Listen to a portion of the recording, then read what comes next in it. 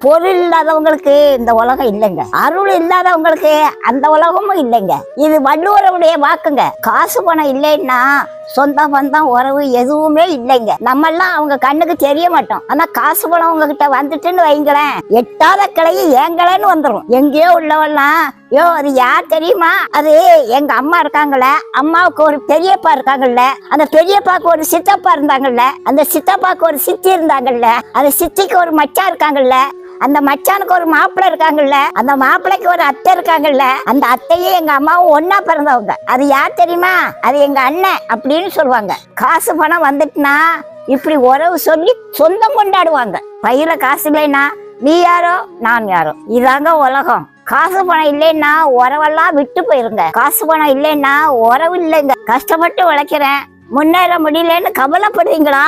கவலைப்படாதீங்க, கடவுளால உங்களை ஒசத்த முடியும். காசு பணம் மதிப்பு மரியாதை உங்களுக்கு கிடைக்குங்க. சோர்ந்து போகாம செய்யற வேலைய உண்மையும் உத்தமமா செய்யுங்க. ஏற்ற வேலையில கடவுள் உங்களை உயர்த்தி ஆசீர்வாதிப்பாருங்க.